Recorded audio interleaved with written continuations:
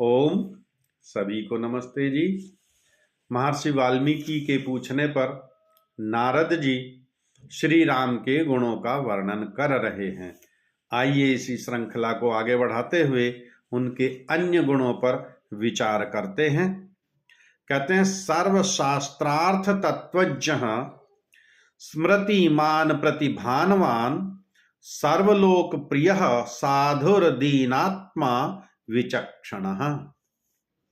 वे सब शास्त्रों के तत्वों को भली भांति जानने वाले, सब शास्त्रों के, एक दो शास्त्र नहीं पढ़ा, श्री राम ने सारे शास्त्र पढ़े, वेद पढ़े, अंग पढ़े, उपांग पढ़े, दर्शन पढ़े, उपनिषद पढ़े, ब्राह्मण ग्रंथ पढ़े, स्मृतियां पढ़ी, सारे शास्त्रों के ज्ञाता है।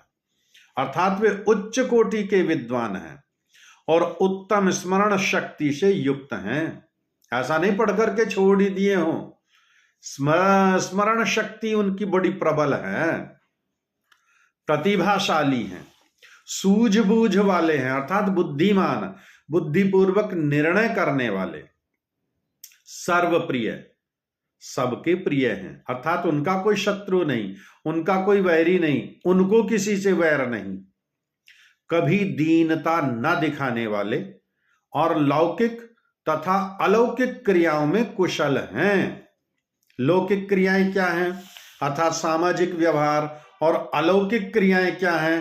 अर्थात अष्टांग योग वाला जो पिछली श्रृंखला में कड़ी में हमने जाना कि वे समाधि लगाने वाले हैं, ये अलौकिक ही है, ये सामान्य व्यक्ति नहीं जानता समाधि लगाना, तो वे अलौकिक क्रियाओं में भी कुशल हैं। सर्वदाभिगतः सद्भिः समुद्र इव सिन्धुभिः आर्यः सर्वसमश्चैव सदैव प्रियदर्शनः। जिस प्रकार नदियां समुद्र में पहुंचती हैं, उसी प्रकार उनके पास सदा सज्जनों का समागम लगा रहता है। वे आर्य हैं, वे समदृष्टि हैं तथा सदा प्रिय दर्शन हैं। कैस गुणों को, किस किस गुणों को नारद जी बता रहे हैं? कह रहे हैं कि जिस प्रकार नदियां समुद्र में पहुंचती हैं, नदियां कहीं से उनका उद्गम होगा, घूमती घूमती घूमती घूमती पहुंचेगी समुद्र में, और उसी प्रकार सज्जनों का उनके पास सदा समागम लगा ही रहता है। जो सज्जन व्यक्ति है, धार्मिक व्यक्ति है, धर्मात्मा व्यक्ति है, परोपकारी व्यक्ति है, सत्पुरुष है, वो सत्संग का विशेष महत्व जानता है, इसलिए वो सत्संग करने श्री राम के पास ही आते हैं। और वे समदृष्टि हैं, अर्थात सभी को समान दृष्टि से देखने वाले, पक्षपात नहीं करते। वे सदा प्रिय दर्शन हैं, सबको प्रिय लगने वाले, उनके दर्शनों के सब अभिलाषी रहते हैं। और एक बड़ा विशिष्ट गुण कहा, आर्य। कौन है श्री राम? आर्य हैं। यहां श्री राम को आर्य कहा। आजकल कुछ व्यक्ति आर्य शब्द से चिढ़ते हैं कि मानो ये आर्य कोई दूसरे लोक से आए हैं, दूसरे ग्रह से आए हैं। और यहां तक कि इस राष्ट्र में भी ऐसा कहा जाता है, इतिहास में भी ऐसा पढ़ाया जाता है कि आर्य लोग बाहर से आए थे। वस्तुतः हम हैं आर्य ही। भारतवर्ष में जितने भी लोग रहने वाले हैं, वास्तव में वे सब आर्यों की ही संतानें हैं। चारों वेदों में, मनु आदि स्मृतियों में, उपनिषदों में, रामायण महाभारत और 18 पुराणों में सर्वत्र हमारा नाम आर्य ही बताया गया है।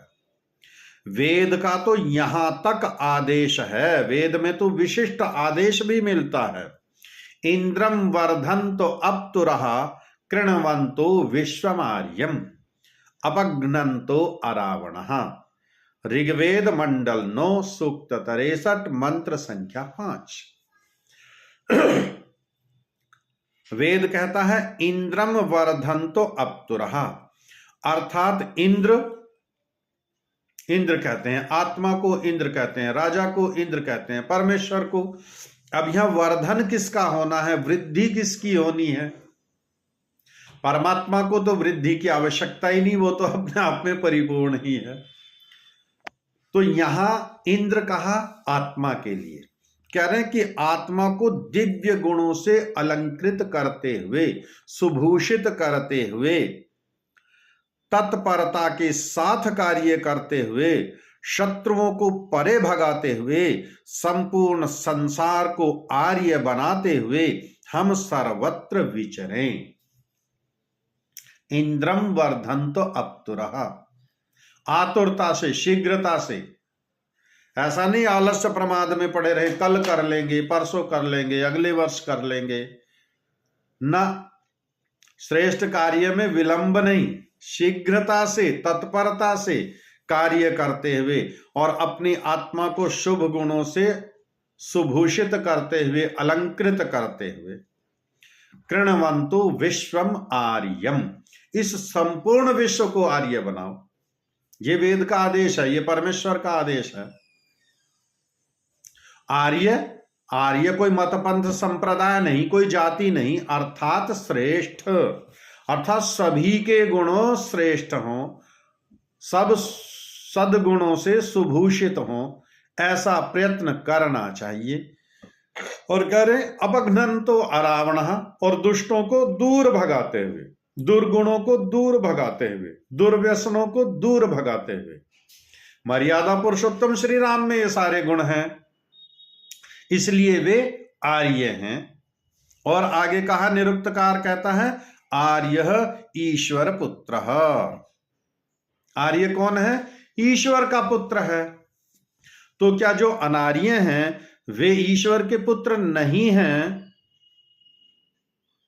तो उत्तर है कि नहीं है, क्योंकि जो ईश्वर की आज्ञा पालन नहीं करता वह ईश्वर का पुत्र कहलाने का अधिकारी नहीं।